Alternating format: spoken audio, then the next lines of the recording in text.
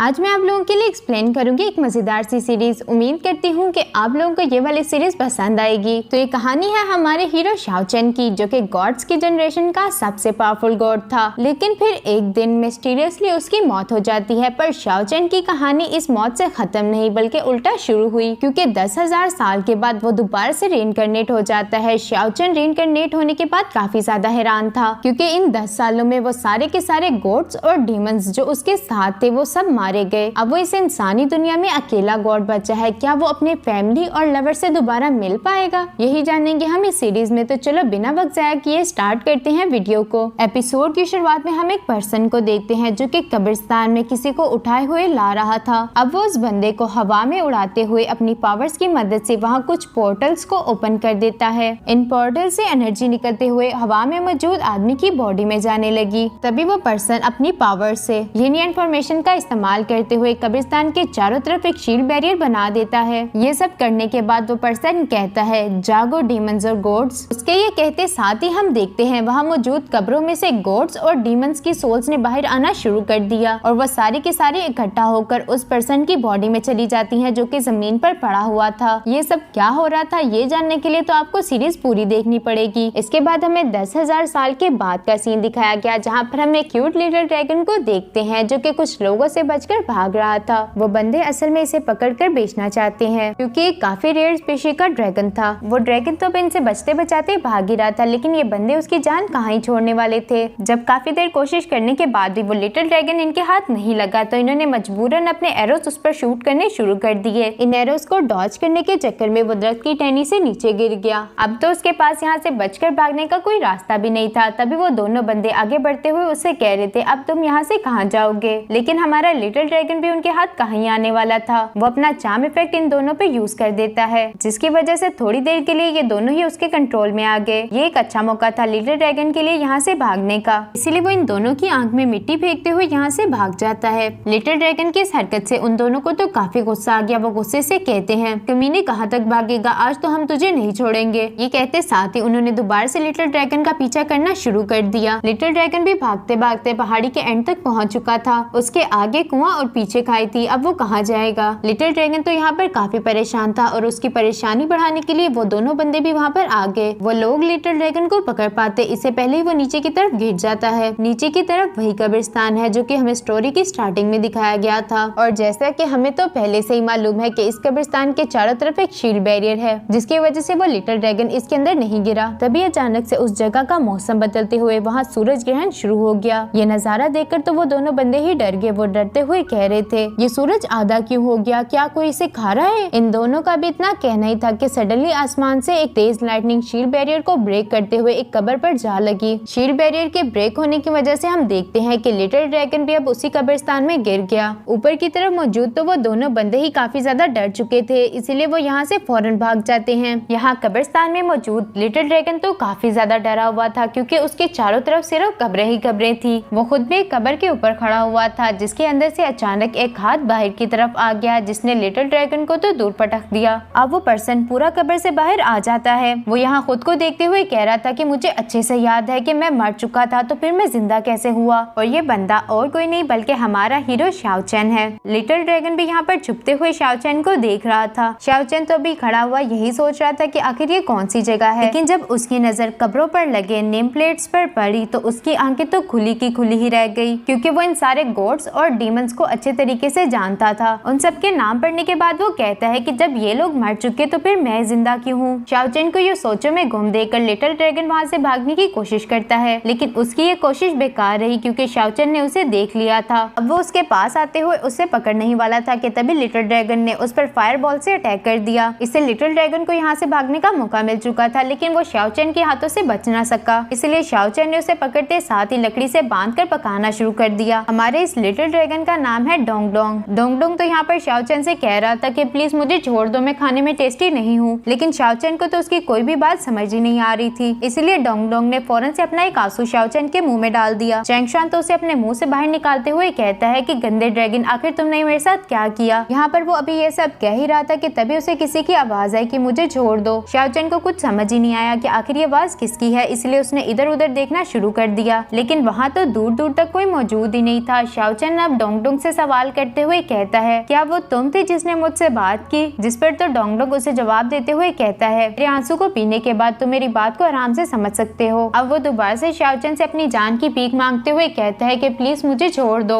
शाओचन को भी अब उस पर रहम आ गया, इसलिए वो उससे आग से नीचे उतार देता है। अब शाओचन डोंगडोंग के सामने बैठते हुए उससे कहता है कि मैं तुम्हें एक शर्त पर ही यहाँ से जाने दूंगा, अगर तुम मुझे बताओगे कि आखिर ये कौन सी जगह है और यहाँ से हाओयांग कंट्री जाने में कितना टाइम लगेगा। ये सुनकर तो डोंगडोंग खामोशी हो गया। उसे यूँ खामोश देखते हुए शाओचन ने उसे दोबारा से आग पर रख दिया, जिस पर तो डोंगडोंग फौरन से चिल्लाकर कहता है, अच्छा अच्छा मैं बता रहा हूँ। ये सुनने के बाद शाओचन ने उसे दोबारा से साइड पर रख दिया। डोंगडोंग अब उससे कहता है कि क्या तुम मुझसे मजाक कर रहे हो? हाओयांग कंट्री तो 10,000 पहले ही डिसअपेयर हो गई थी। उसकी ये बात सुनकर शाओचन को तो एक बड़ा झटका लगा। वो कहता है, क्या 10,000 साल पहले? डोंगडोंग अब उससे कहता है कि हाँ 10,000 साल ही। जब वेस्ट मैजिक और ईस्ट इमोर्टल कॉन्टिनेंट आपस में मर्ज हुए थे, तभी सारी की सारी एंशिएंट कंट्री डिसअपेयर हो गई और इन सब के आपस में मिलने से एक न्यू कॉन्टिनेंट बना, जिसका नाम है तियान युआन कॉन्टिनेंट। ये सब सुनने के बाद शाओचन कहता है, तियान युआन कॉन्टिनेंट? डोंगडोंग अब उससे सवाल करते हुए कहता है कि आखिर तुम हो कौन और यहाँ पर क्या कर रहे थे? क्या तुम्हें किसी ने जिंदा दफना दिया था?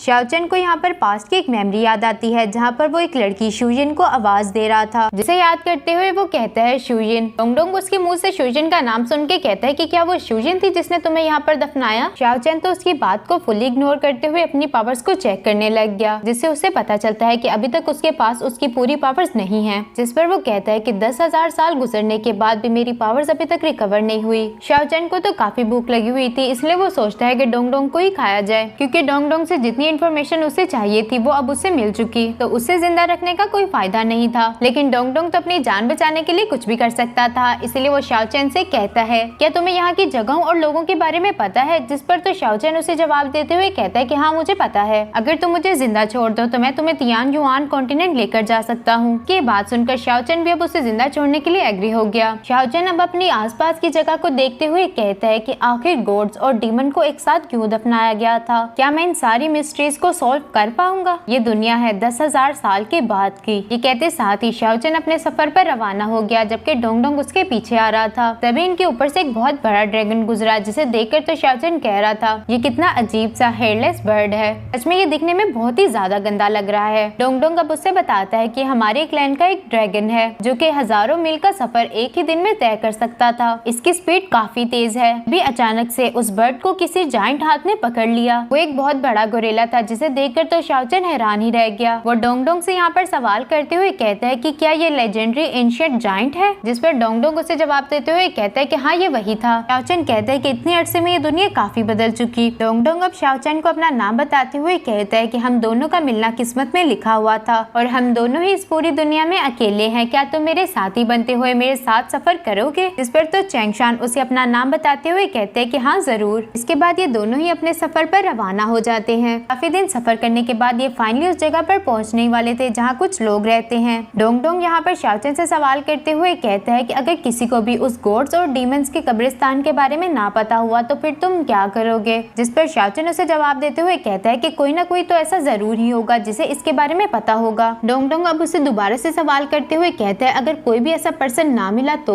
जिस पर शाओचन उसे जवाब देते हुए कहता है तो फिर मैं सब कुछ भूल कर एक नई जिंदगी की शुरुआत करूंगा। साथ ही साथ वो डोंगडोंग से सवाल करते हुए कहता है कि अगर तुम मेरी जगह होते तो क्या करते? इस पर तो डोंगडोंग की भुक्कड़ आत्मा जाग गई। वो कहता है अगर मैं तुम्हारी जगह होता तो दुनिया की हर चीज को खा जाता। मैं दुनिया की हर टेस्टी खाने वाली जगह पर तुम्हें लेकर जाता। ये सब कहते हुए डोंगडोंग को तो कुछ ज्यादा ही जोश चढ़ चुका था, इसीलिए उसका पैर पत्थर से स्लिप हो गया। अब वो नदी में नीचे गिरने ही वाला था कि वो शाओचन से चिल्लाकर कहता है शाओचन प्लीज मुझे बचाओ। शाओचन को तो अभी डोंगडोंग की जरूरत थी, इसलिए उसने फौरन से डोंगडोंग को पकड़ लिया। डोंगडोंग तभी खुश हो ही रहा था कि मैं बच गया और शाओचन ने मुझे पकड़ लिया, लेकिन डोंगडोंग का वजन काफी ज्यादा था जिसे शाओचन उठा ही न सका। इसी वजह से दोनों ही नीचे पानी की तरफ गिरने लग गए। नीचे की तरफ एक लड़की नहा रही थी जिसका नाम था प्रिंसेस यू। गिरता हुआ शाओचन उस लड़की को आवाज देकर कहता है कि साइड पर हट जाओ, लेकिन इससे पहले कि वो लड़की कुछ समझ पाती शाओचन उसके ऊपर आ गया। शाओचन अब इस कंडीशन में अपने मन में कह रहा था मैंने कभी सोचा भी नहीं था कि मैं 10,000 साल के बाद इतनी ऑकवर्ड सिचुएशन में एक लड़की से मिलूंगा। मुझे अच्छे से मालूम है कि आगे क्या होने वाला है। ये लड़की तो पूरे गुस्से में लग रही है, ऐसे कि जैसे मुझे मार ही डालेगी। शाओचन तो यहाँ पर प्रिंसेस यू से दूर होते बोलते हुए उसे पानी में भी यही चीज समझाने की कोशिश कर रहा था कि ऐसी कोई बात नहीं जैसा तुम समझ रही हो। तभी डोंगडोंग भी शाओचन के ऊपर आ गिरा, जिसकी वजह से शाओचन तो प्रिंसेस यू के और ज्यादा करीब हो जाता है। प्रिंसेस यू और ज्यादा शाओचन को अपने करीब बर्दाश्त नहीं कर सकती थी, इसीलिए वो अपनी पावर्स को एक्टिवेट करते हुए शाओचन को दूर पटक देती है। शाओचन तो यहाँ पर हवा में उड़ते हुए भी यही सोच रहा था, आखिर इस लड़की के पास इतनी पावरफुल इनर फोर्स कैसे है। प्रिंसेस यू भी यहाँ पर पानी से बाहर आ चुकी थी। वो फौरन से अपने गार्ड्स को आवाज देते हुए कह दिया कि इधर आओ। शाओचन तो यहाँ किसी किस्म का कोई हंगामा नहीं चाहता था, इसलिए वो प्रिंसेस यू के सामने चुप रहने का इशारा करते हुए कहता है कि मैं यहाँ से जा रहा हूँ। इससे पहले कि शाओचन यहाँ से जा पाता, किसी ने एक जोरदार मुक्का शाओचन के मुंह पर जड़ दिया और वह लड़की और कोई नहीं बल्कि प्रिंसेस यू की गार्ड थी, जिसका नाम है शिनमू, लेकिन आज से हम इसे आइस लेडी कहेंगे। शाओचन की कंडीशन तो यहाँ पर कुछ अच्छी नहीं थी, इसीलिए वो सिचुएशन को समझते हुए कहता है, तुम लोग तो अपने आप को लकी समझो क्योंकि मैं औरतों पर हाथ नहीं उठाता। शाओचन तो अभी उन्हें ये सब इसलिए कह रहा था क्योंकि वो उनसे लड़ ही नहीं सकता, क्योंकि उसके पास पावर्स ही नहीं। ये सब कहते हुए शाओचन जैसे ही पीछे की तरफ मुड़ा तो उसके पीछे एक पहाड़ जितना आदमी खड़ा था। इस बॉडी बिल्डर का नाम है कियान हाओ। कियान हाओ को देखकर शाओचन तो दंग ही रह गया। वो उसे देखते हुए कह रहा था कि क्या ये आदमी है या फिर मॉन्स्टर। प्रिंसेस यू भी यहाँ पर कियान हाओ को ऑर्डर देते हुए कहती है कि इस कमीने को पकड़ लो। ये सुनते साथ ही कियान हाओ ने शाओचन को कंधे से पकड़ लिया। शाओचन बेचारा तो यहाँ पर सिर्फ यही कही जा रहा था कि हम बैठकर बात कर लेते हैं, लेकिन कियान हाओ तो उसकी कहानी सुनने वाला था। वो जैसे धोबी कपड़ों को धोता है ना, वैसे ही कियान हाओ शाओचन को धो रहा था। कियान हाओ अब अपनी अर्थ स्प्लिटिंग फिस्ट टेक्निक का इस्तेमाल करते हुए शाओचन पर अटैक कर देता है, जिसे शाओचन तो अपनी रोकने की पूरी कोशिश कर रहा था, लेकिन वो इसमें कामयाब नहीं हो पाता। यहाँ शाओचन अपने मन में कह रहा था कि पावर्स ना होना भी कितनी बड़ी मुश्किल है। कियान हाओ तो यहाँ पर रुकने का नाम ही नहीं ले रहा था। वो लगातार शाओचन पर अटैक्स किए जाता है। प्रिंसेस यू भी दूर खड़े हुए ये नजारा देख रही थी। वो इस फाइट को ज्यादा लंबा नहीं करना चाहती थी, इसीलिए वो आइस लेडी को ऑर्डर देते हुए कहती है, तुम भी जाकर कियान हाओ की मदद करो ताकि ये फाइट जल्दी से जल्दी खत्म हो जाए। फाइनली अब हमें डोंगडोंग भी नजर आ गया, जो कि पेड़ की टहनी में फंसा हुआ था। जैसे ही कियान हाओ ने शाओचन को एक मुक्का मारा, वो जाकर उसी दरख्त में लग जाता है जहाँ पर डोंगडोंग फंसा हुआ था, जिसकी वजह से डोंगडोंग भी अब शाओचन के हाथों में आ गया। कियान हाओ क्या कम पावरफुल था जो उसकी मदद करने के लिए यहाँ पर आइस लेडी भी आ गई। अपनी फ्रोजन सोल टेक्निक का इस्तेमाल करते हुए बहुत सारे आइस बबल्स क्रिएट कर दिए। इन बबल्स को टच करते साथ ही वो पर्सन भी आइस में कन्वर्ट हो जाएगा। शाओचन तो डोंगडोंग को हाथ में लिए उन आइस बबल्स से बचने की कोशिश कर रहा था, लेकिन डोंगडोंग ने तो बड़े मजे से उस आइस बबल को टच कर दिया। हालांकि शाओचन उसे रोक भी रहा था कि इसे टच मत करो, जिसकी वजह से डोंगडोंग तो बर्फ में जम चुका। शाओचन तो यहाँ भागते हुए डोंगडोंग से कह रहा था कि लो मजा, अब तुम तो बड़ी खुशी से उसे टच कर रहे थे ना। घूमते घुमाते डोंगडोंग यहाँ प्रिंसेस यू के पास पहुंच चुका था, जो कि डोंगडोंग को देखते साथ कहती है कि ये कितना प्यारा कुत्ता है। इस कमक्कल को तो ये भी नहीं पता कि ये एक ड्रैगन है। यहाँ पर हम शाओचन को देखते हैं, जो कि अभी भी उन आइस बबल से बचने की कोशिश कर रहा था। शाओचन यहाँ पर कोई प्लान सोच रहा था कि आखिर इन बबल से कैसे जान छुड़ाई जाए। तभी वो फैसला करता है कि वो अपनी पावर्स का इस्तेमाल करते हुए इन बबल्स को रोकेगा। इसीलिए वो अपनी पावर्स को एक्टिवेट करते हुए उन बबल्स पर अटैक कर देता है, जिससे उसे ये बात मालूम होगी कि अगर ये बबल्स एक दूसरे के साथ टकराते हैं तो ये खुद ही आइस में कन्वर्ट हो जाएंगे। अब जिंगशुआन के माइंड में एक प्लान आ चुका था। वो भागना बंद करते हुए फौरन से पीछे मुड़कर उन बबल्स के दरमियान में चला गया और चुपके से एक आइस बबल को अपने हाथ के अंदर रख लिया। इसके बाद वो कियान हाओ की तरफ भागना शुरू कर देता है। कियान हाओ शाओचन को अपनी तरफ आता देखकर कह रहा था कि तुम अपनी मौत को गले लगाने के लिए आ रहे हो। ये कहते साथ ही उसने शाओचन की तरफ एक बड़े से पेड़ की डाल को फेंक दिया, जिसे तो शाओचन डॉज करते हुए कियान हाओ के काफी करीब पहुंच चुका। वो आइस बबल्स कियान हाओ को लगने ही वाले थे कि तभी आइस लेडी ने उन्हें वक्त रहते ही रोक दिया। लेकिन शाओचन का तो कुछ और ही प्लान था। वो अपने हाथ में मौजूद आइस बॉल को उन्हीं दूसरी आइस बॉल की तरफ फेंक देता है, जिसे टकराकर एक आइस बॉल तो कियान हाओ को लग गई, जिसकी वजह से कियान हाओ वहीं पर जम जाता है। ये सब देखकर प्रिंसेस यू तो काफी ज्यादा हैरान हो गई। शाओचन यहाँ अपने मन में कह रहा था कि एक का तो बंदोबस्त हो गया, दूसरी की बारी। प्रिंसेस यू अब शाओचन के करीब आते हुए उससे कह रही थी कि मैंने सोचा भी नहीं था कि तुम जैसे कमीने के पास भी कोई स्किल हो सकती है। आइस लेडी अब प्रिंसेस यू के पास आते हुए कहती है, प्रिंसेस यू प्लीज हमें माफ कर दें। शाओचन भी अब उससे सवाल करते हुए कहता है, क्या तुम प्रिंसेस हो? इसके बाद सीन शिफ्ट होकर एक पर्सन पर आ गया, जो कि कार्ट में बैठे हुए चाय पी रहा था। तभी उसका एक गार्ड उसे इन्फॉर्म करते हुए कहता है कि हमें पता चल चुका कि प्रिंसेस यू कहाँ पर है। इस बंदे का नाम है रेन जियान, जो कि एक प्रिंस है, इसीलिए आज से हम इसे प्रिंस जियान कहेंगे। ये सुनते साथ ही प्रिंस जियान ने अपने पास रखे एक वुडन बॉक्स को खोल लिया। इसके अंदर अजीब सी कुछ शेडो जैसी चीज थी। अब वो उससे कहता है कि आगे का काम मैं तुम पर छोड़ता हूँ। इसके बाद सीन शिफ्ट होकर यहाँ शाओचन पर आ गया, जिसे प्रिंसेस यू ने तो एक स्केयर क्रो की तरह बांध कर रखा हुआ था। अब हमें एक फ्लैशबैक दिखाया गया कि आखिर शाओचन यहाँ पर कैसे पहुंचा है। प्रिंसेस यू ने अपनी पावर्स का इस्तेमाल करते हुए डोंगडोंग को शाओचन की तरफ तरफ फेंक दिया था, जिसे तो शाओचन अपनी रोकने की पूरी कोशिश करता है, लेकिन princess you peak warrior level 2 की थी, इसलिए तो शाओचन उसके इस अटैक के सामने टिक ही नहीं पाया और यहाँ पर पहुँच गया। शाओचन यहाँ से खुद को छुड़ाने के लिए कोई प्लान सोच रहा था कि तभी वहाँ पर आइस लेडी क्यान हाउ के लिए जिंजर सूप लेकर आ गई। वो इसे क्यान हाउ को देते हुए कहती है कि तुम इसे पी लो, इससे तुम्हें सर्दी नहीं लगेगी।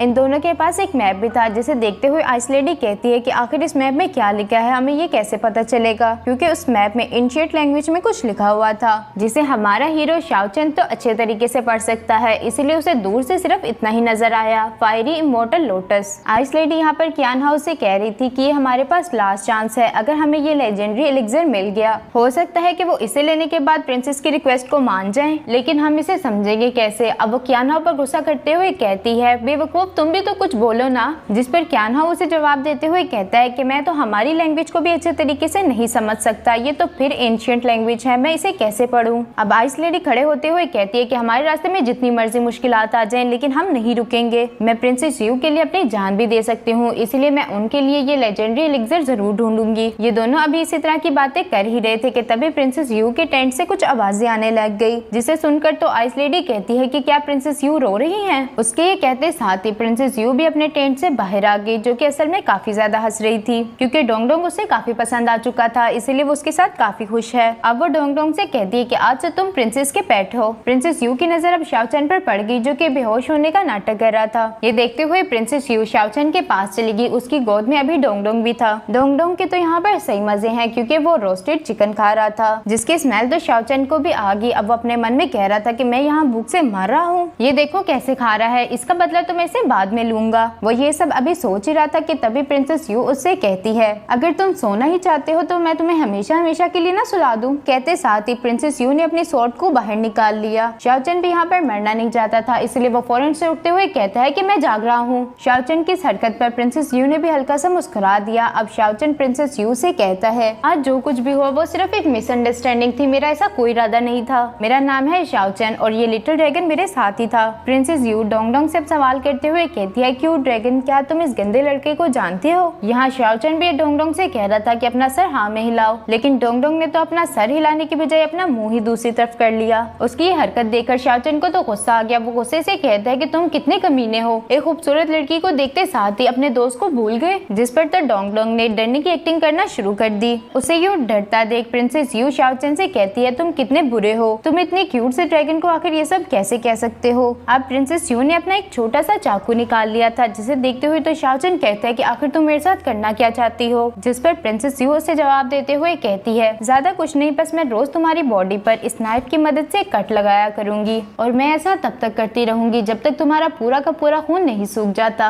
शाओचन तो उसे यहाँ पर डरते हुए कह रहा था, क्या तुम सीरियस हो? प्रिंसेस यू तो उसकी बात को फुली इग्नोर करते हुए कहती है, अच्छा तो आज मैं तुम्हारी बॉडी के कौन से पार्ट पर कट लगाऊं? अब वो उस नाइफ को शाओचन के मुंह के चारों तरफ फेरते हुए कहती है, क्या मैं यहाँ से काटूं या फिर यहाँ से? शाओचन तो यहाँ प्रिंसेस यू से कह रहा था कि आप तो एक प्रिंसेस है, आपको ये सारी चीजें सूट नहीं करती, हम इस बारे में बैठकर बात कर सकते हैं। लेकिन प्रिंसेस यू तो इस बात के लिए एग्री ही नहीं थी। उसने नाइफ को शाओचन की तरफ थ्रो कर दिया, जिसे शाओचन ने तो वक्त रहते ही डॉज कर लिया। ये देखकर प्रिंसेस यू उससे कह रही थी कि तुम तो डॉज करने में काफी अच्छी हो, अब तो तुम्हारे साथ खेलने में मजा आएगा। ये कहते साथ ही प्रिंसेस यू ने और 3 नाइफ्स निकाल ली, जिसे देखकर तो शाओचन की सांस ही गले में अटक गई। अब वो कहता है, मैं 10,000 साल के बाद जागा और मेरे साथ ये सब हो रहा है, गॉड क्या आप मेरे साथ मजाक कर रहे हैं? प्रिंसेस यू तो अब उन 3 नाइफ्स को भी फेंकने के लिए रेडी थी। ये देखकर शाओचन उसे कहता है, रुक जो, पहले मेरी एक्सप्लेनेशन तो सुन लो, मैं तुम्हें फायरी इमोर्टल लोटस तक लेकर जा सकता हूँ। लेकिन तब तक काफी देर हो चुकी, क्योंकि प्रिंसेस यू ने अपने नाइफ थ्रो कर दिए थे, लेकिन लकीली वो शाओचन को नहीं लगते।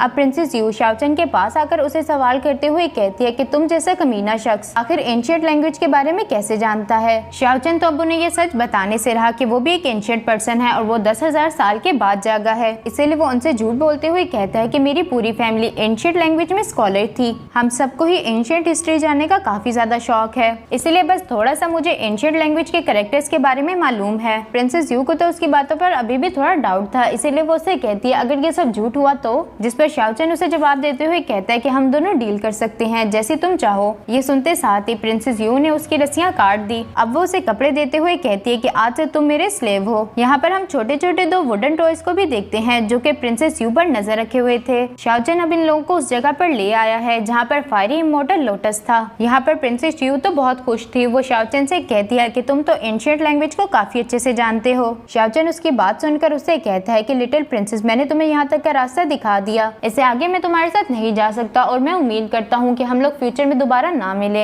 ये कहते हुए शाओचन अभी यहाँ से जाने ही वाला था कि तभी प्रिंसेस यू उसकी गर्दन पर चाकू रखते हुए कहती है कि किधर, तुम मेरी परमिशन के अलावा कहीं नहीं जा सकते, क्योंकि तुम अब हमेशा हमेशा के लिए मेरे स्लेव बन चुके। अगर तुम मुझसे अपनी जान छुड़ाना ही चाहते हो तो फिर उसका एक ही रास्ता है। प्रिंसेस यू तो यहाँ पर उसे मारने की बात कर रही थी, इसीलिए शाओचन फौरन से बदलते हुए कहता है, मैं पूरी जिंदगी आपकी खिदमत करने के लिए हाजिर हूँ। उसकी ये सारी बातें सुनने के बाद प्रिंसेस यू वहाँ से चली गई। शाओचन अब पहाड़ी को देखने के बाद अपने मन में कह रहा था कि इसके ऊपर तो काफी ज्यादा थिक स्मोक है, जब ये लोग ऊपर की तरफ चढ़े होंगे तो मैं कोई अच्छा मौका देकर वहाँ से भाग जाऊंगा। शाओचन अभी ये सब सोचते हुए खुश हो ही रहा था कि तभी प्रिंसेस यू ने उसे एक माउंट क्लाइंबिंग रोप पकड़ा दी। साथ ही साथ वो उसे कहती है कि तुम हम सबको लीड करोगे, जिससे शाओचन का यहाँ से भागने का प्रोग्राम तो बढ़ गया। प्रिंसेस यू के पास यहाँ पे एक बड़ा सा वुडन बॉक्स भी था। आखिर उस वुडन बॉक्स में क्या है ये तो हमें आगे ही पता चलेगा। क्यान हाओ उस वुडन बॉक्स को उठाने ही वाला था कि तभी प्रिंसेस यू उसे रोकते हुए कहती है कि मैं इसे खुद ही पकड़ लूंगी, जिस पर क्यान हाओ उसे जवाब देते हुए कहता है कि ये काफी ज्यादा भारी है, आप इसे लेकर कैसे चलेंगी। अब प्रिंसेस यू उससे कहती है कि मेरी कल्टीवेशन तुम सबसे हाई है, इसलिए मैं इसे आराम से कैरी कर लूंगी। और वैसे भी अगर यहाँ पर किसी की बुरी इंटेंशन हुई तो मैं उसे वहीं पर मार दूंगी। असल में वो ये सब शाओचन के लिए बोल रही थी। शाओचन तो बस उसी वुडन बॉक्स को घुरे जा रहा होता है। इसके बाद सीन शिफ्ट होकर यहाँ प्रिंस जियान पर आ गया, जहाँ पर वो दोनों वुडन पपेट्स भी पहुंच चुके थे। प्रिंस जियान उनसे सवाल करते हुए कहते हैं कि क्या प्रिंसेस यू के पास वो ट्रेजर है,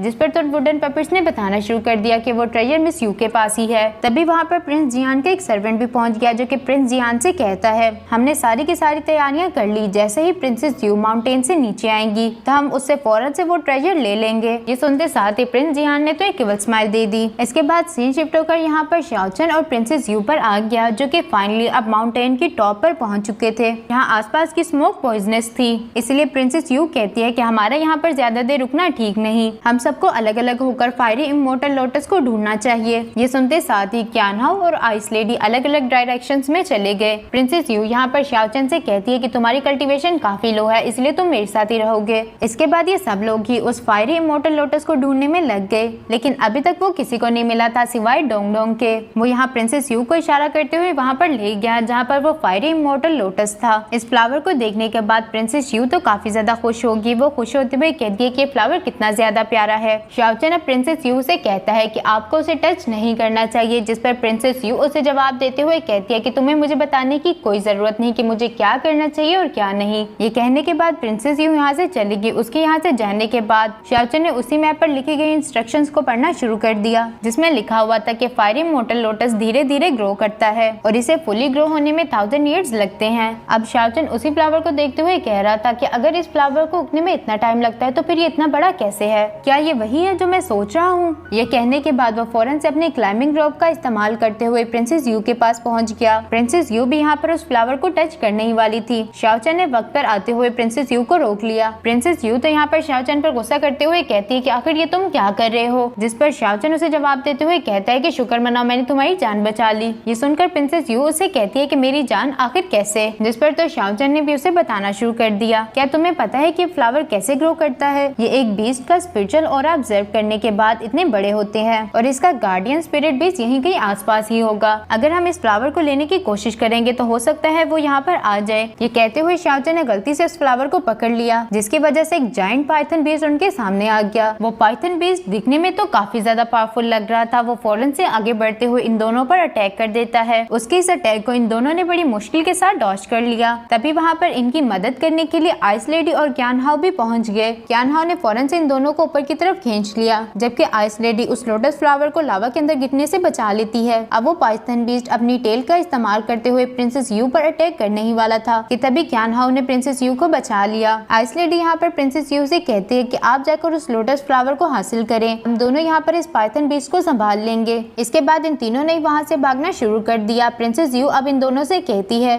तुम दोनों को किसी तरह भी उस पाइथन बीस्ट की आंखों पर अटैक करना होगा। एक दफा बस वो इमोर्टल लोटस हमारे हाथ लग जाए, उसके बाद तो हम यहाँ से निकल ही जाएंगे। ये सब कहने के बाद प्रिंसेस यू आगे की तरफ चली गई, जबकि आइस लेडी वहाँ पर एक फॉर्मेशन बनाते हुए काफी सारी आइस मिरर्स बना लेती है ताकि वो उस बीस्ट पाइथन को यहीं पर रोक सके। उसकी मदद करने के लिए यहाँ पर क्यान हाओ भी एक रोक को लेकर पहुंच गया। वो उस रोक को बीस्ट पाइथन के सर पर मार देता है, है, जबकि आइस लेडी के पास ही अच्छा मौका था अपने टैग को चलने का, इसलिए वो भी सारी की सारी आइस नीडल्स को बीस्ट पाइथन की तरफ भेज देती है। इन सब चीजों से बीस्ट पाइथन को तो कोई फर्क ही नहीं पड़ा, उल्टा वो गुस्से में आते हुए कियान हाओ को दूर पटक देता है। अब वो बीस्ट पाइथन दोबारा से आइस लेडी की तरफ बढ़ ही रहा था कि आइस लेडी ने अपनी पावर्स का इस्तेमाल करते हुए अपने सामने एक आइस शील्ड क्रिएट कर ली। ये आइस शील्ड तो ज्यादा देर के लिए बीस्ट पाइथन को रोक ही नहीं पाई, उसने इस शील्ड को तोड़ते हुए आइस लेडी को भी दूर फेंक दिया। ये देखकर तो कियान हाओ को काफी ज्यादा गुस्सा आ गया, इसलिए वो अपनी अर्थ स्प्लिटिंग टेक्निक का इस्तेमाल करते हुए उस बीस्ट पाइथन पर अटैक कर देता है। लेकिन इससे तो बीस्ट पाइथन को कुछ फर्क ही नहीं पड़ा, वो दोबारा से अब कियान हाओ पर अटैक करने के लिए आगे बढ़ गया था।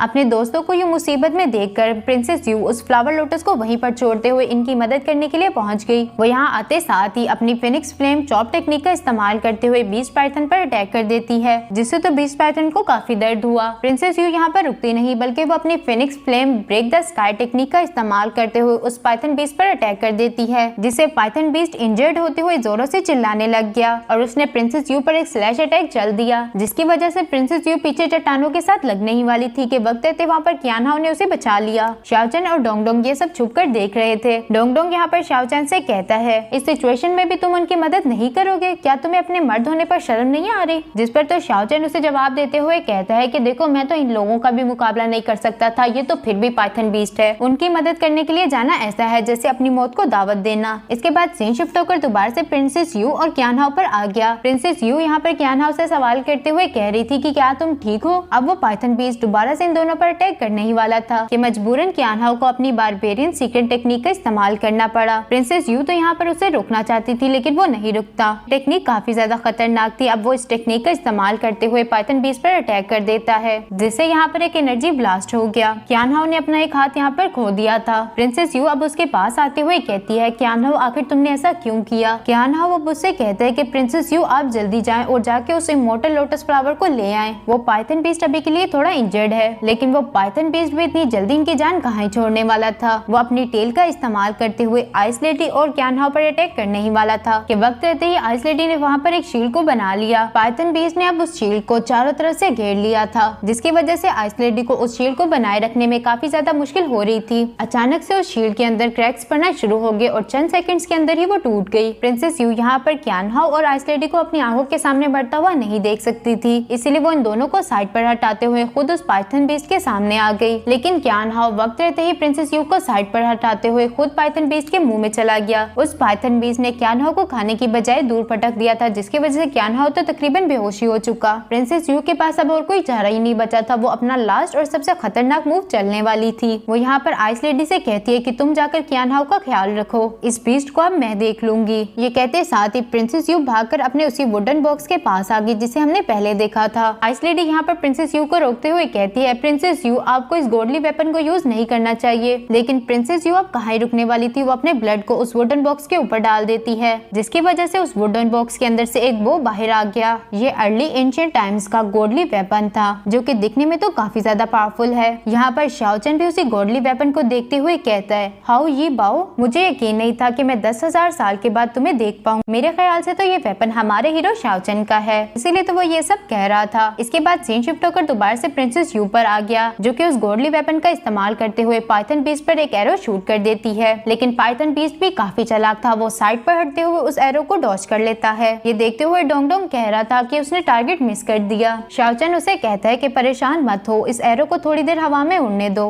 तुम अभी इसका कमाल देखोगे। प्रिंसेस यू यहाँ पर पाइथन बीस्ट के सामने खड़ी ये याद कर रही थी कि उसके मास्टर ने उसे समझाया था, अगर वो पर्सन जिसकी कल्टीवेशन 5 लेवल से कम हो इस बो को इस्तेमाल करता है तो इस गॉडली वेपन को यूज करने की वजह से वो भी काफी ज्यादा इंजर्ड हो जाएगा। वो पाइथन बीस्ट भी प्रिंसेस यू के काफी ज्यादा करीब पहुंच चुका था। तभी वो एरो पाइथन बीस्ट की बॉडी से आर पार हो गया, जिसकी वजह से पाइथन बीस्ट नीचे मौजूद लावा में गिर जाता है। ये देखकर तो डोंगडोंग काफी ज्यादा खुश हो गया। आइस लेडी यहाँ पर प्रिंसेस यू के पास आकर उनसे सवाल करते हुए कहती है कि प्रिंसेस क्या आप ठीक हैं? जिस पर प्रिंसेस यू उसे कहती है कि जाकर कियान हाओ को देखो। कियान हाओ को यहाँ पर काफी ज्यादा ब्लड बह चुका था, इसलिए आइस लेडी ने फौरन से अपनी पावर्स का इस्तेमाल करते हुए उसे फ्रीज कर दिया। ये दोनों भी इसी तरह की बातें कर ही रही थी कि तभी पीछे से वही पाइथन बीस्ट एक फ्लोर ड्रैगन में ट्रांसफॉर्म होकर यहाँ पर आ गया, जो कि दिखने में तो और ज्यादा खतरनाक लग रहा था। प्रिंसेस यू यहाँ पर अपने गॉडली वेपन का इस्तेमाल करते हुए उस पर एरो शूट करना चाहती थी, लेकिन अब उसके अंदर इतनी पावर नहीं बची थी कि वो उसको शूट कर सके। इसी वजह से आइस लेडी फौरन जियान से भागकर प्रिंसेस यू के पास आते हुए कहती है, प्रिंसेस यू आप यहाँ से भाग जाएं, लेकिन प्रिंसेस यू ने उसे साइड पर हटा दिया।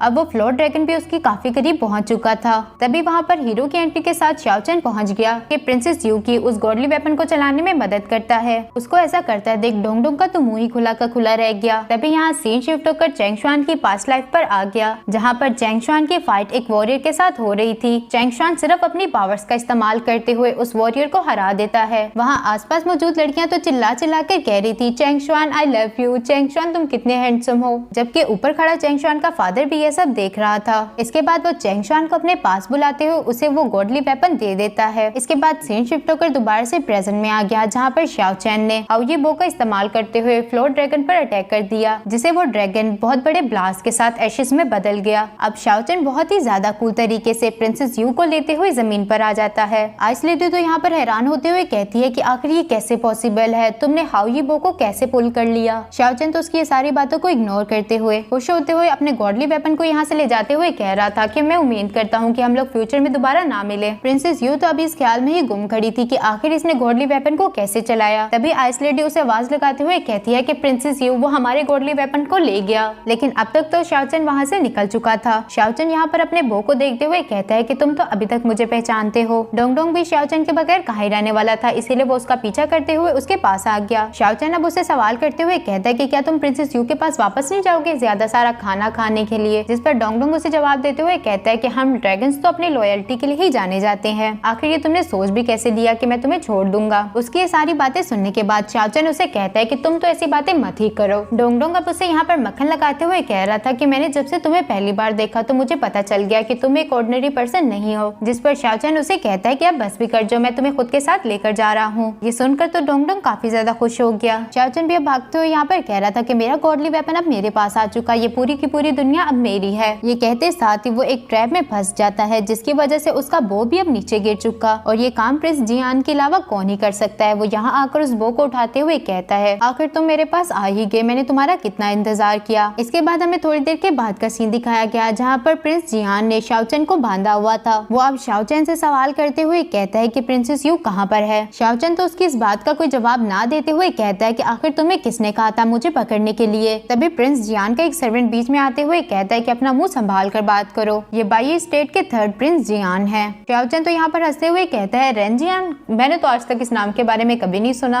अपने मास्टर की बेइज्जती सुनकर प्रिंस जियान के सर्वेंट को तो गुस्सा आ गया। वो शाओ चैन को मारने ही वाला था, लेकिन प्रिंस जियान ने उसे बीच में ही रोक दिया। प्रिंस जियान अब शाओ चैन से कहता है, अगर तुम मेरे साथ कोऑपरेट करो तो मैं तुम्हारे लिए चीजों को आसान कर सकता हूँ। ये बो डोंगचू स्टेट का एक ट्रेजर है, इसीलिए वो कभी भी इसे एक आउटसाइडर के हाथों में नहीं देंगे। क्या तुमने इसे चुराया था? उसकी ये बात सुनकर शाओ चैन तो रोते हुए अपने मन में कह रहा था कि गॉड आखिर आप मेरे साथ कर क्या रहे हैं, मैं एक प्रिंसेस के हाथ से निकलकर एक प्रिंस के पास आ गया। शाओ चैन अब उसे कहता है, मैं कुछ दिन पहले ही प्रिंसेस से मिला था, उसने मेरे साथ बहुत बुरा सलूक किया, इसलिए मैं उसकी सबसे कीमती चीज चुरा कर भाग आया। जियान अब उसे कहता है कि थोड़ी देर पहले मैंने आसमान में एक लाइटनिंग देखी थी, क्या वो इसी बो की वजह से थी? जिस पर तो शाओ चैन उसे जवाब देते हुए कहता है कि हाँ वो इसी बो की वजह से थी। उस लिटिल विच ने इसका इस्तेमाल करते हुए एक फ्लोर ड्रैगन को मार दिया था। प्रिंस जियान का एक सर्वेंट उसके पास आते हुए कहता है कि मास्टर हमें जो चाहिए था वो मिल चुका, अब हम यहाँ से निकलते हैं। लेकिन प्रिंस जियान का तो कुछ और ही प्लान था। वो कहता है, जब हम एक तीर से दो शिकार कर सकते हैं तो फिर हम क्यों ना करें, हम प्रिंसेस यू का इस्तेमाल करते हुए डोंगचू के एम्परर से कुछ भी करवा सकते हैं। शाओ चैन को तो इन सारी बातों से कोई फर्क ही नहीं पड़ता था, उसे तो बस अपनी रिहाई से मतलब है। इसीलिए वो प्रिंस जियान से सवाल करते हुए कहता है कि अब तो तुम्हें मैंने सब कुछ बता दिया, मुझे जाने दो। प्रिंसेस यू भी यहाँ पर शाओ चैन को ढूंढते हुए पहुंच चुकी थी। वो कहती है कि आज तो मैं तुम्हें जिंदा नहीं छोड़ूंगी। वो यहाँ पर अभी शाओ चैन से बात कर ही रही थी कि तभी पास बैठा प्रिंस जियान बोला, मैंने कभी सोचा भी नहीं था कि मेरी मुलाकात तुमसे यहाँ पर होगी। प्रिंसेस यू यहाँ पर प्रिंस जियान को देखते हुए कहती है, जियान रेन तुम यहाँ पर क्या कर रहे हो? असल में जियान रेन का मतलब चाइनीज लैंग्वेज में होता है चीप पर्सन। जो सुनकर तो प्रिंस जियान को काफी ज्यादा गुस्सा आ गया। वो प्रिंसेस यू से कहता है कि मेरा नाम है रेन जियान, जियान रेन नहीं। जिस पर प्रिंसेस यू उसे जवाब देते हुए कहती है कि ये दोनों सेम ही हैं, लेकिन आखिर तुम हमारे बॉर्डर में क्या कर रहे हो? रेन जियान अब उसे यहाँ पर झूठ बोलते हुए कहता है कि मैं यहाँ पास से ही गुजर रहा था, तभी मुझे ये आदमी नजर आया कि मुझे थोड़ा सस्पिशियस लग रहा था, इसलिए फिर मैं इसे पकड़कर यहाँ ले आया ताकि मैं इसकी इंटेरोगेशन कर सकूं। पूछने पर इसने मुझे बताया कि ये तुम्हारा एक स्लेव है। अब वो प्रिंसेस यू से सवाल करते हुए कहता है कि क्या ये सच में आपका एक स्लेव है? प्रिंसेस यू को तो उस पर काफी ज्यादा गुस्सा था, इसलिए वो मना करते हुए कहती है कि मैं इसे नहीं जानती। ये सुनने के बाद प्रिंस जियान अपने सर्वेंट को ऑर्डर देता है कि इस बंदे को मार दो। जो सुनते साथ साथ ही वो पर्सन शाओचन को मारने ही वाला था। प्रिंसेस यू उसे बीच में रोकते हुए कहती है कि हाँ, मैं इसे जानती हूँ, क्या ये थर्ड प्रिंस के लिए पॉसिबल है कि वो इसे मुझे वापस कर दे। प्रिंसेस यू अब प्रिंस जियान से सवाल करते हुए कहती है कि क्या तुम्हें इसके पास से कुछ मिला था, क्या तुम मुझे वो चीज वापस कर सकते हो। प्रिंस जियान तो यहाँ पर उसे फिर से झूठ बोलते हुए कहता है कि जब मैंने इसे पकड़ा तो इसके पास कुछ नहीं था। उसकी ये बात सुनकर प्रिंसेस यू तो शाओचन की तरफ देखने लगी, जिस पर शाओचन ने उसे कपड़े की तरफ इशारा कर दिया। प्रिंसेस यू अब प्रिंस जियान से कहती है कि उस कपड़े के अंदर जो कुछ भी है क्या मैं उसे चेक कर सकती हूँ, जिस पर प्रिंस जियान उसे जवाब देते हुए कहता है कि इस कपड़े में ज्यादा कुछ नहीं, बस मेरे कपड़े हैं। प्रिंसेस यू अब उसे क्लियरली कहती है कि मैं अपने गॉडली ट्रेजर को ढूंढ रही हूँ, इसीलिए मैं थर्ड प्रिंस से चाहूंगी कि वो मुझे इजाजत दे दे ताकि मैं उस कपड़े को चेक कर सकूं। प्रिंस जियान अब उसे कहता है अगर तुम्हें वहाँ पर कुछ ना मिला तो फिर क्या। उसकी इस बात का जवाब देते हुए प्रिंसेस यू कहती है कि फिर मैं तुमसे और ज्यादा आर्ग्यू नहीं करूंगी। इसके बाद जब आइस लेडी ने उस कपड़े को जाकर चेक किया तो उसके अंदर तो प्रिंस जियान की सोर्ड रखी हुई थी। ये देखकर तो शाओचन भी काफी हैरान रह गया। प्रिंसेस यू अब शाओचन के पास आते हुए कहती है कि तुम कितने झूठे हो, यहाँ से वापस जाने के बाद तुम्हें एक एक चीज का हिसाब देना होगा। प्रिंसेस यू अब प्रिंस जियान से कहती है कि मैं चाहूंगी कि तुम मेरे डोंगचू एरिया को छोड़कर यहाँ से चले जाओ। ये कहते साथ ही वो तीनों यहाँ से चले गए, जबकि प्रिंस जियान उन्हें अपने सर्वेंट्स के साथ पीछे से देख रहा था। आइस लेडी यहाँ पर प्रिंसेस यू से सवाल करते हुए कहती है कि प्रिंसेस गॉडली वेपन का क्या, जिस पर प्रिंसेस यू उसे जवाब देते हुए कहती है कि सबसे पहले हम अपनी जान तो बचा ले, उसके बाद गॉडली वेपन का भी सोच लेंगे। तभी वहाँ पर प्रिंस जियान की नजर प्रिंसेस यू के ब्लड पर पड़ गई, जिससे उसे समझ आ जाता है कि प्रिंसेस यू यहाँ पर लड़ने के लिए ही आई थी। इसके बाद वो अपने सर्वेंट्स को ऑर्डर देते हुए कहता है कि जाकर प्रिंसेस यू को पकड़ लो। अब इन दोनों पार्टीज के दरमियान ही जबरदस्त फाइट स्टार्ट हो चुकी। प्रिंस जियान यहाँ पर प्रिंसेस यू से फाइट करने के लिए खुद मैदान में उतर चुका था। उसकी पावर्स को देखते हुए प्रिंसेस यू उसे कहती है कि तुम तो थर्ड रैलम में पहुंच चुके, जिस पर तो प्रिंस जियान एक इवल स्माइल देते हुए प्रिंसेस यू पर अपनी फ्लाइंग सोर्ड की मदद से लगातार अटैक्स करना शुरू कर देता है। प्रिंसेस यू तो यहाँ पर पहले ही काफी ज्यादा इंजर्ड थी, इसलिए वो प्रिंस जियान के सामने ज्यादा देर के लिए टिक ना पाई। प्रिंस जियान यहाँ पर प्रिंसेस यू से कह रहा था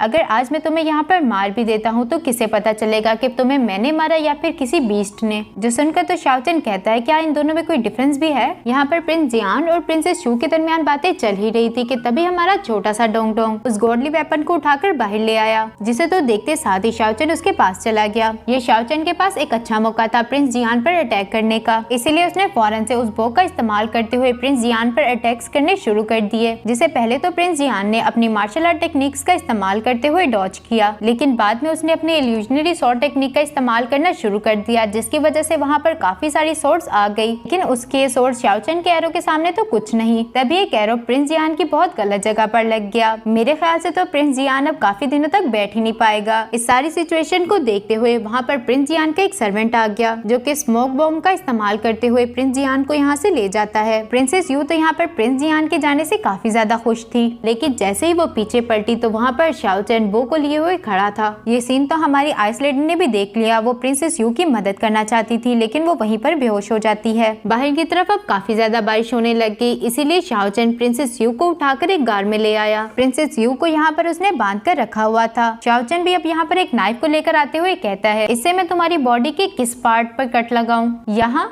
या फिर यहाँ, नहीं यहाँ। वो बिल्कुल उसे वैसे ही तंग करता है जैसे प्रिंसेस यू ने उसे किया था। प्रिंसेस यू यहाँ पर शाओचन पे गुस्सा होते हुए कहती है अगर तुमने मुझे हाथ भी लगाने की कोशिश की तो मैं तुम्हें मार डालूंगी। लेकिन अब तो शाओचन को इन सारी बातों से कोई फर्क ही नहीं पड़ता था। वो उल्टा उसी की गोद में लेट जाता है, जिससे प्रिंसेस यू तो आग बगोला हो गई। वो शाओचन पर गुस्सा करते हुए कहती है कि उठो मेरी गोद से, लेकिन शाओचन भी उसकी कहानी सुनने वाला था। उल्टा वो उसे कहता है लिटिल विच तुम्हें अब समझना चाहिए कि मैं तुम्हारा मास्टर हूँ और तुम मेरी स्लेव। प्रिंसेस यू तो यहाँ पर बस नहीं चल रहा था कि वो शाओचन की जान ले ले। वो कहती है कि तुम दिन में ख्वाब देख रहे हो क्या। तभी वहाँ पर उसे एक पत्थर मिल गया, जिससे वो अपनी रस्सी को काटना शुरू कर देती है। अब वो शाओचन से कहती है कि प्लीज मेरी गोद से उठ जाओ, लेकिन शाओचन ने तो ना में सर हिला दिया। जिसके बाद वो शाओचन से कहती है बिग ब्रदर प्लीज उठ जाएं, लेकिन शाओचन तो फिर भी नहीं उठा। अब तो उसके पास कोई और रास्ता भी नहीं था, इसीलिए वो शाओचन से कहती है मास्टर प्लीज उठ जाएं। जो सुनकर तो शाओचन खुश होते हुए उसकी गोद से उठ गया। वो प्रिंसेस यू से थोड़ा दूर जाकर बैठते हुए उसी बो को देखने लग गया। अब तक प्रिंसेस यू ने भी अपनी रस्सी को खोल लिया था। वो फौरन से उठकर शाओचन के हाथ से उस बो को लेते हुए अपनी पावर्स को एक्टिवेट करके शाओचन पर अटैक करने ही वाली थी, लेकिन इससे पहले वो खुद ही बेहोश होकर शाओचन की गोद में गिर गई। इसके बाद सीन शिफ्ट होकर यहाँ आइस गर्ल पर आ गया, जो कि बारिश में भीगती हुई पड़ी थी। कि अचानक से वहाँ पर एक पाइथन पर बैठी हुई लड़की आ जाती है, जिसे आइस गर्ल फौरन से रिस्पेक्ट देते हुए कहती है प्रिंसेस यूई अच्छा हुआ आप यहाँ पर आ गई। प्रिंसेस यूई अब उससे सवाल करते हुए कहती है कि प्रिंसेस यू कहाँ पर है। इसके बाद सीन शिफ्ट होकर दोबारा से यहाँ शाओचन और प्रिंसेस यू पर आ गया। शाओचन यहाँ पर प्रिंसेस यू को उठाए हुए एक होटल में पहुंच चुका था।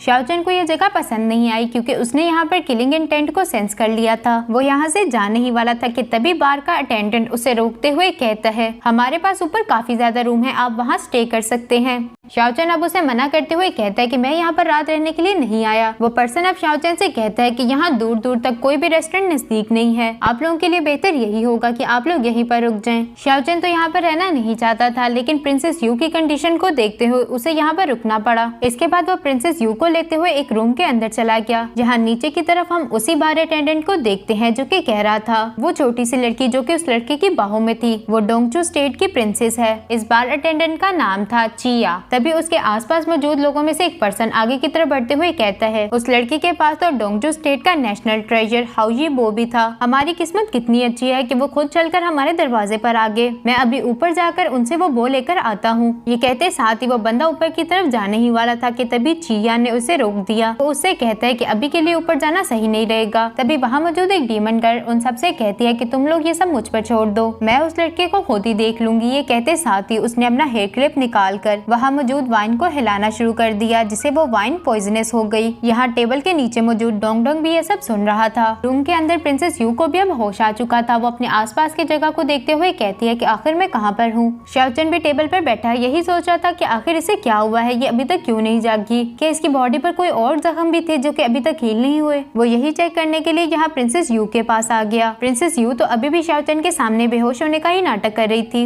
शाओचन को अब उसके जख्म चेक करने के लिए उसके कपड़े तो हटाने ही पड़ने थे। वो ऐसा करने ही वाला था कि रुक गया। शाओचन अब यहाँ पर सोचता है कि अगर ये जाग गई तो फिर ये समझेगी कि मैं इसका फायदा उठाने की कोशिश कर रहा था, इसीलिए वो पीछे हट गया। शाओचन अब यहाँ पर अपने मन में सोच रहा था, लिटिल विश तो पहले ही काफी सर्द पड़ चुकी, अगर वक्त पर इसे ट्रीट न किया गया तो इसकी जान भी जा सकती है, मुझे ये करना ही होगा। ये सब सोचने के बाद शाओचन दोबारा से प्रिंसेस यू के करीब चला गया। तभी वहाँ पर डोंग डोंग भी पहुँच गया, जो कि शाओचन को प्रिंसेस यू के यूं करीब जाता देख कुछ और ही समझ गया। वो यहाँ शाओचन को डांटते हुए कहता है, हम यहाँ इतनी बड़ी मुश्किल में फंस चुके हैं और तुम यहाँ इसका एडवांटेज उठाने का सोच रहे हो। शाओचन तुम कितनी ज्यादा बेशरम हो। शाओचन अब उसे सवाल करते हुए कहता है कि तुम इतनी देर से कहाँ थे, जिस पर तो डोंग डोंग ने भी उसे बताना शुरू कर दिया कि नीचे मौजूद सब लोग हमें पकड़ना चाहते हैं, चलो अपना सामान पैक करो, हम लोग खिड़की के रास्ते यहाँ से भाग चलते हैं। जिस पर तो शाओचन उसे जवाब देते हुए कह रहा था, उन्होंने अपने कुछ आदमियों को बाहर भी खड़ा किया हुआ है, यहाँ से निकलना इतना आसान नहीं, अगर मैं अकेला होता तो मैं यहाँ से भाग भी जाता, लेकिन अब मेरे साथ लिटिल विच भी है। डोंग डोंग तो यहाँ पर काफी परेशान हो चुका था। वो शाओचन से कहता है कि प्लीज यहाँ से कोई निकलने का रास्ता सोचो, मैं यहाँ पर मरना नहीं चाहता। उसकी ये बात सुनकर शाओचन उसे कहता है, इसकी प्रिंसेस वाली आइडेंटिटी के साथ तो हम कहीं भी नहीं जा सकते। ये कहते हुए शाओचन वो बो उठाकर यहाँ से जाने लगा। डोंग डोंग उसे रोकते हुए कहता है कि तुम किस तरह के इंसान हो, हम एक कमजोर सी लड़की को इन दरिंदों के हाथों में कैसे छोड़ सकते हैं। ये सब सुनने के बाद शाओचन अपनी जगह पर ही रुक गया। इतने में प्रिंसेस यू भी अब उठ गई। वो शाओचन से सवाल करते हुए कहती है कि तुम अभी तक गए क्यों नहीं, जिस पर तो शाओचन शौकी मारते हुए कहता है कि मैं तुम्हारा मास्टर हूँ, तुम्हें अकेला छोड़कर कैसे जा सकता था,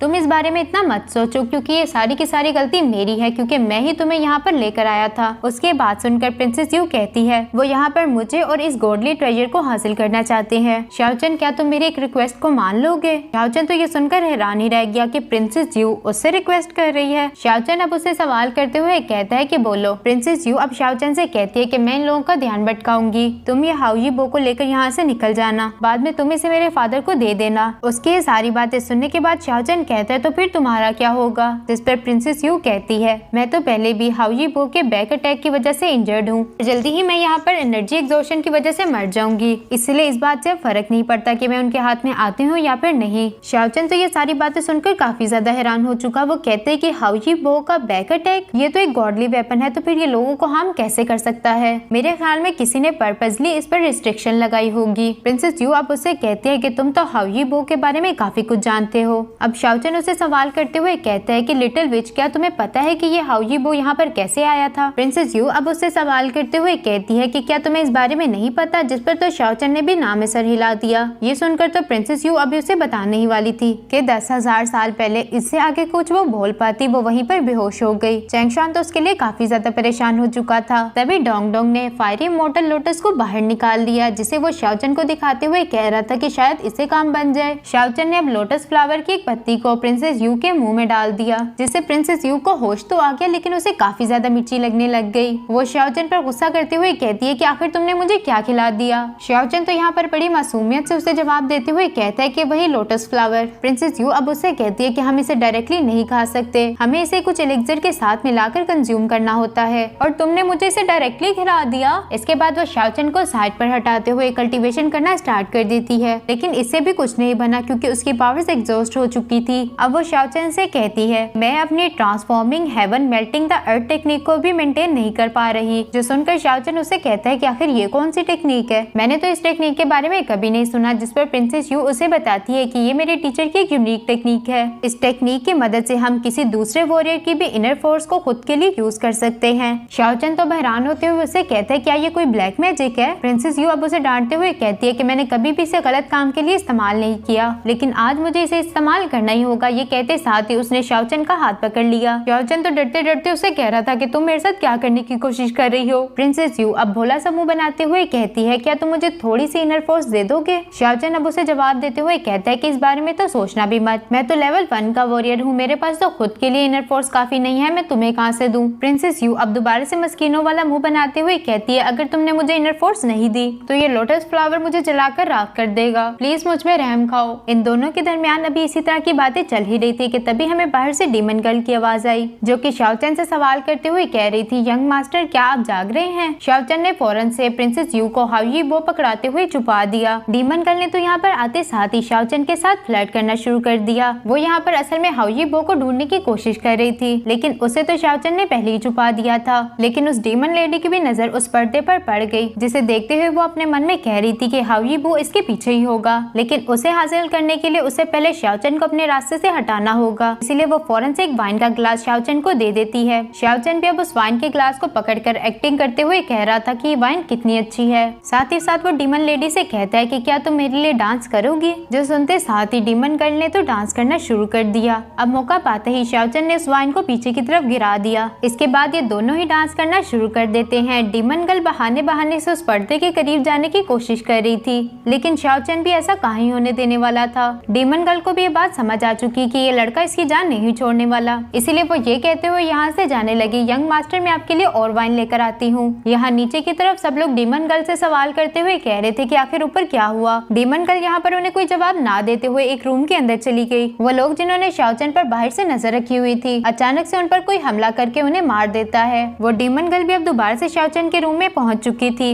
और आते साथ ही वो उसी पर्दे को हटाने की कोशिश करती है। ये देखते हुए शाओचन ने तो फौरन से उसकी गर्दन पर चाकू रख दिया। शाओचन अब उससे सवाल करते हुए कहता है कि मेरी पॉइजनस वाइन कहाँ पर है। उसकी बात सुनते साथ ही डीमन गर्ल ने खुद को छुड़ाते हुए शाओचन पर नीडल्स की मदद से अटैक कर दिए, जिसे शाओचन ने तो आसानी के साथ डॉज कर लिया। जिसके बाद इन दोनों के दरमियान ही फाइट स्टार्ट हो गई, लेकिन आखिरकार शाओचन ने बड़ी मुश्किल के साथ उस डीमन गर्ल को पकड़ लिया। प्रिंसेस यू यहाँ पर उस डीमन गर्ल को देखते हुए कहती है रॉयल सिस्टर आप यहाँ पर। जो सुनकर तो शाओचन काफी ज्यादा हैरान हो गया। अब हमें थोड़ी देर के बाद का सीन दिखाया गया, जहाँ पर प्रिंसेस यू को चेक करते हुए कहती है फायरी मोटर लोटस का इफेक्ट तो काफी स्ट्रॉन्ग है, हम और ज्यादा देर नहीं कर सकते, तुम्हें जल्दी से जल्दी transforming heaven melting the earth technique का इस्तेमाल करना ही होगा। जिस पर प्रिंसेस यू उससे जवाब देते हुए कहती है कि मेरे पास इनर फोर्स नहीं है। जिस पर तो शाओचन भी जल्दी से बोला तुम अपनी बड़ी बहन की इनर फोर्स क्यों नहीं ले लेती। उसकी बात सुनकर प्रिंसेस यू उसे बताती है कि मैं एक डाउ कल्टीवेटर हूँ, मैं ट्रू वाइटल एनर्जी को कल्टीवेट करती हूँ, इसीलिए मैं इसके साथ अपनी इनर फोर्स शेयर नहीं कर सकती।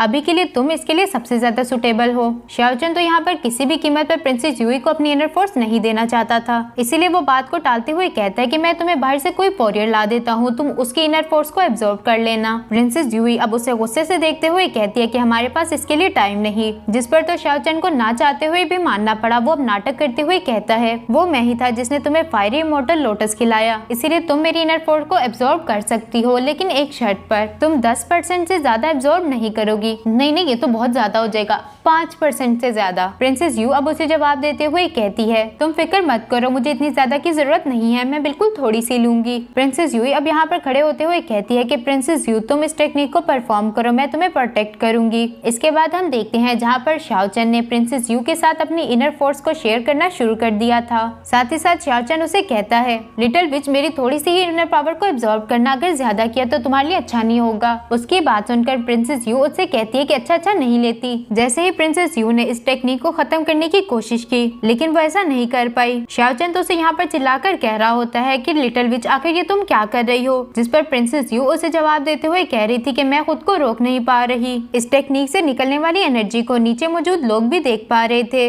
वो अब आपस में बातें करते हुए कहते हैं कि लगता है डीमन गर्ल ने अपना काम कर दिया। तभी एक सर्वेंट चिया को आकर बताने लग गया कि डीमन गर्ल तो अंदर बेहोश पड़ी हुई है। जो सुनकर तो चिया और उसके बाकी के साथी ऊपर की तरफ भागने लग गए। शाओचन भी यहाँ पर प्रिंसेस यू से कह रहा था कि मेरी माँ बस कर जा, अगर तुम मेरी इनर फोर्स को इसी तरह एब्जॉर्ब करती रही तो मेरे लिए कुछ नहीं बचेगा। शाओचन अभी ये सब कह रहा था कि उसकी मुसीबत बढ़ाने के लिए वो सारे लोग भी ऊपर पहुंच गए, जिन्हें तो प्रिंसेस यूई ने फ्लेम ब्रश तालिस्मान टेक्निक का इस्तेमाल करते हुए रोक दिया। लेकिन वो लोग भी इतनी जल्दी हार कहाँ ही मानने वाले थे। वो दोबारा से आगे बढ़कर प्रिंसेस यूई पर अटैक करना चाहते थे, लेकिन इससे पहले कि वो प्रिंसेस यूई पर अटैक कर पाते, वहाँ पर मिस यूई का ब्लैक पाइथन टाइगर पहुंच गया, जिसने आते साथ ही उन सब लोगों को मार दिया। प्रिंसेस यूई अभी इन लोगों के साथ लड़ने में ही मसरूफ थी कि मौका पाते ही चिया ऊपर की तरफ पहुंच गया और आते साथ उसने हाउई बो को उठा लिया। प्रिंसेस यू और शाओचन भी यहाँ पर कुछ नहीं कर पा रहे थे। चिया इस हाउई बो को पकड़ते हुए कहता है कि मुझे तो इसे हासिल करने में जरा टाइम भी नहीं लगा, लेकिन उसे क्या ही पता कि हमारे हीरो शाओचन के पास एक छोटा सा ड्रैगन डोंग डोंग भी है, जिसने तो चिया के मुंह पर लात मारते हुए उसे हाउई बो ले लिया। चिया तो यहाँ पर गुस्से से उसे कह रहा था कि मेरा बो मुझे वापस कर, लेकिन डोंग डोंग भी उसे कहाँ ही देने वाला था, उल्टा उसने उसे मुंह चढ़ाना शुरू कर दिया। अब डोंग डोंग आगे आगे और चिया उसके पीछे पीछे। यहाँ पर प्रिंसेस यू को तो यही समझ नहीं आ रहा था कि आखिर हम दोनों एक दूसरे से अलग क्यों नहीं हो पा रहे। तभी शाओचन की बॉडी से इनर फोर्स निकलना बंद हो गई, जिसके बाद शाओचन देखता है कि उसकी बॉडी से एक व्हाइट कलर की एनर्जी बाहर आ गई, जिसे देखते हुए शाओचन कह रहा था कि ये मेरी इनर फोर्स नहीं बल्कि मेरी ट्रू वाइटल एनर्जी है। इसके बाद सीन शिफ्ट होकर यहाँ शाओचन की पास्ट लाइफ पर आ गया, जहाँ पर शाओचन की फाइट उसी बंदे से हो रही थी जिसे शाओचन ने पहले हराया था, लेकिन इस बार उस बंदे ने शाओचन की कंडीशन काफी बुरी कर दी थी।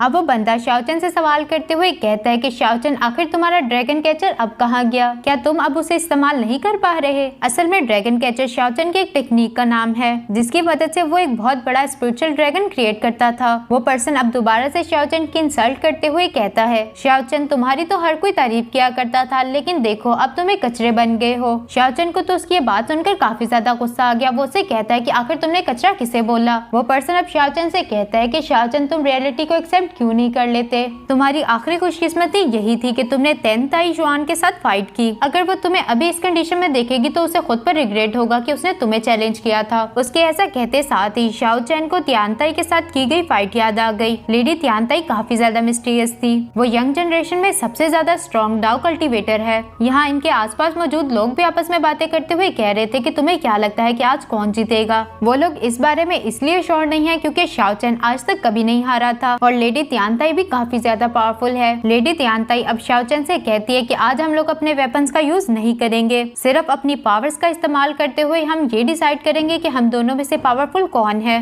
जिसके लिए तो शाओचन भी अब एग्री था, इसीलिए इन दोनों ने अपनी पावर्स को एक्टिवेट कर लिया। इन दोनों के आपस में टकराने की वजह से वहाँ एक बहुत बड़ा एनर्जी ब्लास्ट हो जाता है। ये दोनों ही इक्वली पावरफुल थे, इसलिए इन दोनों के दरमियान ये मैच ड्रॉ हो गया। लेडी तियानताई अब शाओचन से कहती है कि तुम वो वाहिद यंग डाउ कल्टीवेटर हो जिसके साथ मैंने फाइट ड्रॉ की। जिस पर तो शाओचन उसे जवाब देते हुए कहता है कि मैं और ज्यादा पावरफुल होकर आपसे फाइट करना चाहूंगा। ये सुनकर तो लेडी तियानताई शाओचन के पास जाते हुए उससे कह रही थी, चलो वादा करते हैं कि हम दोनों दोबारा जरूर फाइट करेंगे। ये कहते साथ ही ये दोनों एक दूसरे के साथ हाई फाई करते हैं, जिसे शाओचन के हाथ ने तो कांपना शुरू कर दिया। वो सोचता है कि इसने तो बस मुझे टच किया था और देखो मेरे हाथ की हालत क्या हो गई। इसके बाद लेडी तियानताई वहाँ से चली जाती है। इसके बाद सीन वापस से प्रेजेंट में आ जाता है, जहाँ पर वही पर्सन शाओचन से कह रहा था, मुझे पता चला कि उस दिन के बाद से तुमने दिन रात मेहनत करना शुरू कर दी ताकि तुम लेडी तियानताई को हरा सको, लेकिन इससे तुम्हारी अपनी वाइटल एनर्जी खत्म हो गई। उसकी ये बात सुनते साथ शाओचन को याद आता है कि कैसे उसकी धीरे धीरे करके इनर फोर्स खत्म हो गई थी।